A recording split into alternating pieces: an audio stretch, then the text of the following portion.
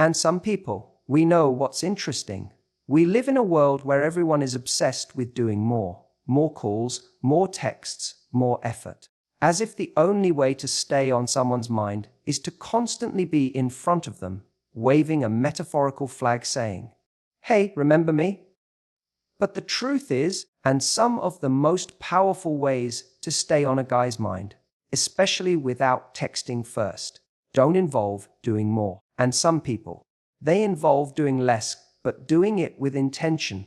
Think about someone who left an impact on you. Maybe it was a person you barely even knew that well. And some people, but something about the way they carried themselves stuck with you. They didn't need to text you every day or chase you down. They had presence. And some people, and presence doesn't require words. It's a feeling.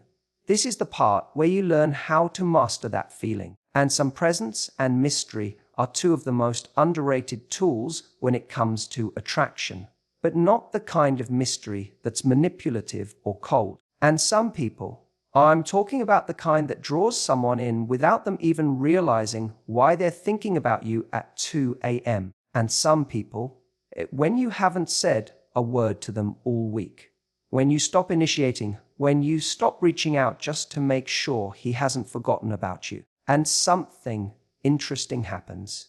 You create space. And in that space, he has the chance to miss you. He has the chance to wonder what you're up to, who you're with, and some people, and why you're not texting him like you used to. That shift from always being the one who reaches out to becoming someone whose silence says just as much as her words. That shift is powerful. Now, I'm not saying go ghost or play games. And some people, this isn't about trying to manipulate someone into paying attention. It's about letting your presence be felt in ways that go beyond the screen. And some people, you want to be the woman who's so grounded in her value that she doesn't need to chase anyone down to be remembered. And some people, she knows she'll be remembered because of how she made him feel the last time they were together, the energy she brought into the room, the lightness in her laughter, and some people, and the confidence in her silence. Let's talk about mystery. Mystery isn't about withholding just to keep someone guessing. And some people, it's about showing just enough of yourself that they want to know more. It's about not revealing everything all at once.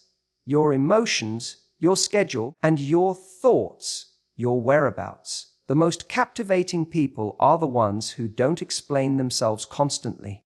They let others lean in, ask questions, and some people, and earn a deeper look. If every time he texts, you're immediately available, if every time he calls, you pick up on the first ring, you start to become predictable. And predictability can be comforting in a relationship, sure. But early on, in the attraction phase, predictability is the fastest way to lose that spark. Instead, you want to be the kind of person whose attention feels like a gift, not a guarantee. And some people, there's something incredibly attractive about a woman who seems to have a rich inner life. A woman who, when you're not around, and some people, is still deeply engaged in her world, whether it's her work, her friends, her passions. When you give off the energy that you're already full, and some people that you're not waiting around for a text or a plan to feel valuable, it shifts everything. People notice that, and that kind of energy, it lingers. It's not loud. It's not demanding. It's quiet confidence. It's walking away from a great conversation without needing to stretch it out, just to keep the connection alive. And some people, it's letting the last moment you shared be the memory he returns to when he's alone. So when you don't text first, and some people don't do it from a place of fear, do it from a place of trust. Trust that if there was a spark, he'll feel it too. Trust that the space you give him isn't empty. And some people, it's filled with intrigue, emotion, and energy. And if he doesn't respond to that, you didn't lose anything. And some people, you simply made room for someone who will lean in when you lean back. And some people, there's something timeless about the kind of person who doesn't need to be constantly present to be unforgettable. And some people are someone who knows that their worth isn't tied to how much effort they put in to be seen, but rather how they show up when it counts. When you become that person, some people you don't chase being remembered. You just are. You want to know one of the most magnetic things a woman can do. Live a life that makes her happy without needing anyone else to validate it. When you start genuinely pouring into yourself, something shifts. Your energy changes. You stop looking outward for reassurance, for approval, for that little hit of dopamine when someone texts back, and you start radiating this quiet confidence that people can feel, even from a distance. Here's what most people do wrong. When they're interested in someone, they make that person the center of their emotional universe way too early. They build their day around when he might call or how long it's been since he messaged.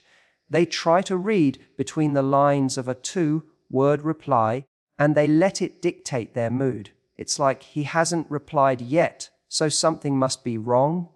Or, he viewed my story but didn't respond, so maybe he's losing interest. And the more attention you put on that, the more you start orbiting your life around someone who hasn't even fully earned a front row seat yet. But imagine the reverse.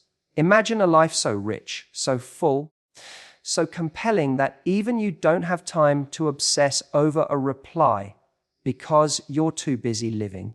You're making plans, you're focused on your goals, you're laughing with friends, you're investing in your passions. You're the one creating memories worth sharing, not waiting for someone else to give you one. That's not about pretending to be busy. It's about actually building a life where you're excited to wake up in the morning because you've got things going on that light you up. And when you do that, when your focus shifts from him to you, you instantly become more attractive. Why? Or because attraction lives in the unknown. It lives in curiosity. When someone has to wonder what you're up to, when they can see from a distance that you're enjoying life without needing their input, it triggers something powerful. They start to wonder what's going on in your world, who you're with, what's got you smiling like that, and most importantly, why you're not chasing them. People are drawn to those who are already in motion. If you're standing still, just waiting for someone to notice you, your energy says, I don't have much going on unless you're here. But when you're already moving, when you're building momentum in your own life, you're saying, this is where I'm going, want to come along. That's far more compelling, because now, instead of needing them, you're inviting them. You're giving them the option to join something beautiful, not the pressure to complete something empty. Now here's the truth. This takes work. It's not about pretending to be independent. It's about actually being fulfilled. And sometimes that means asking yourself the hard questions. Am I relying on someone else to make me feel good about myself?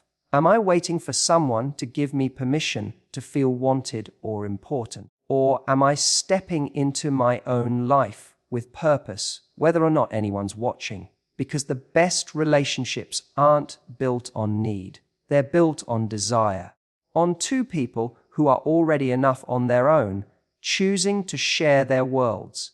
If your entire mood crumbles because he didn't text you today, that's not chemistry. It's emotional dependence. And that never leads anywhere good. When you start focusing on your own growth, your own energy, your own joy, you become unforgettable. You become the one he can't help but think about.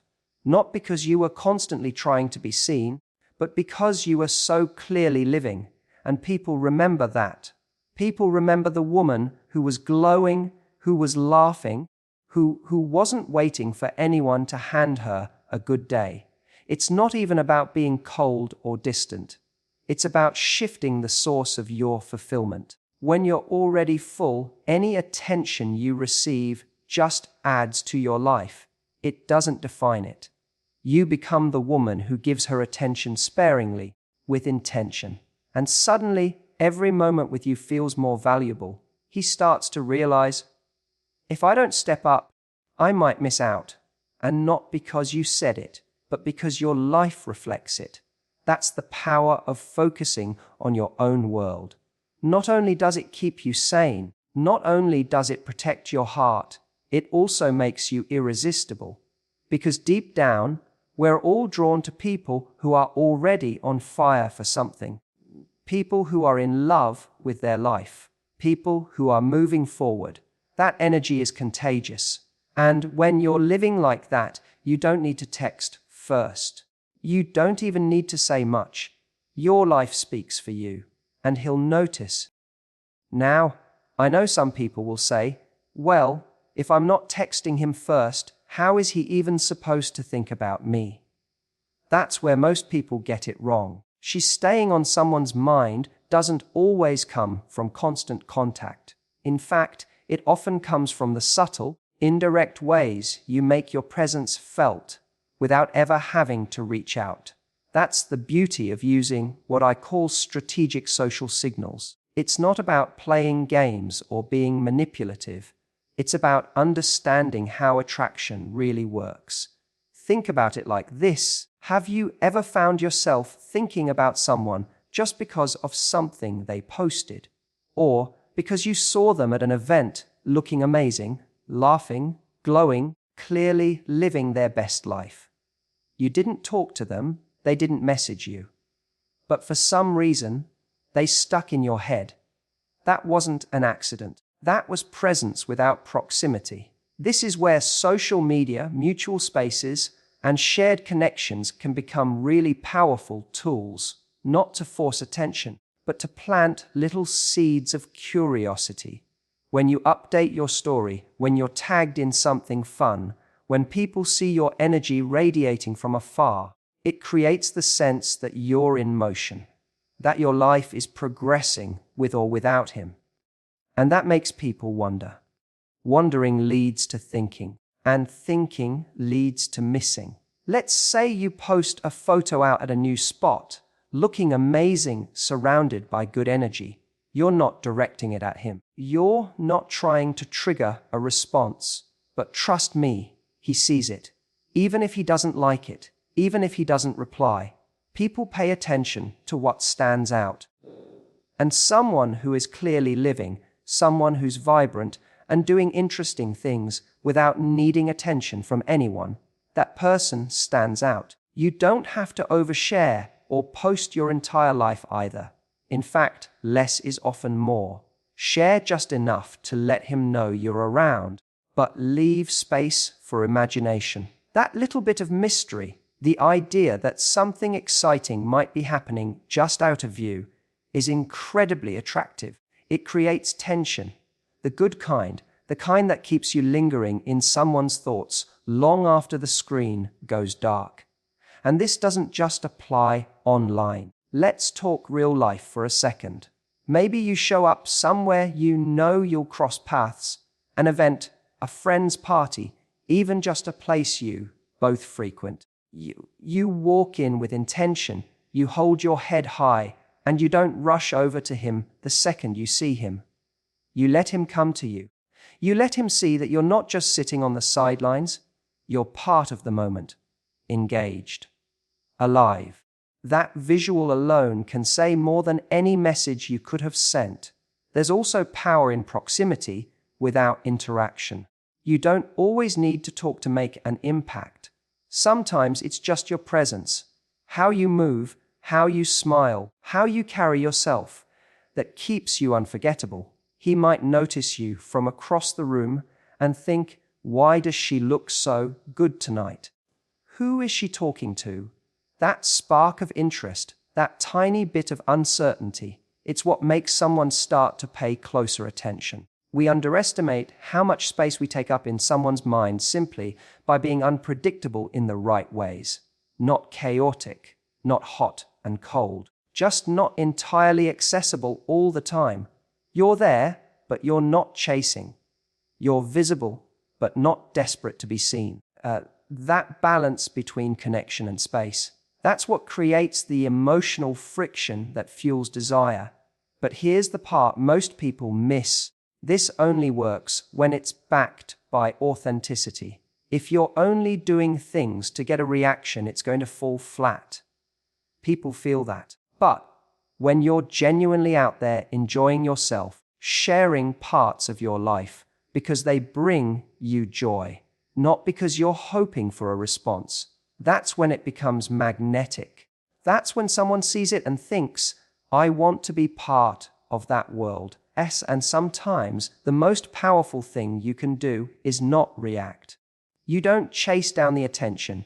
You don't follow up on a post he didn't respond to. You don't break your silence just to check if he's paying attention.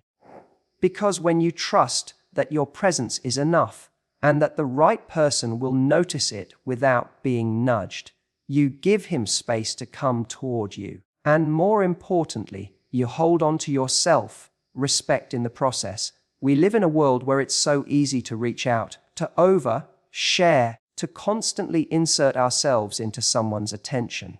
But restraint is rare. Confidence in your own value, without needing to prove it constantly, is rare. That's why it stands out. So no, you don't need to text him first. You just need to know how to let him feel you, even in your silence.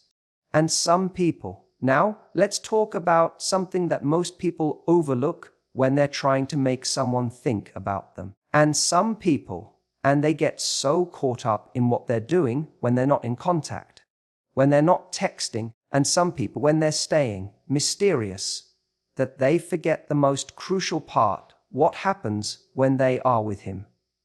Because that's where the real magic happens. And some people, that's where you make emotional imprints. It's easy to think that staying on someone's mind is all about what you do afterward, how you keep your distance, and some people, how you hold back from reaching out.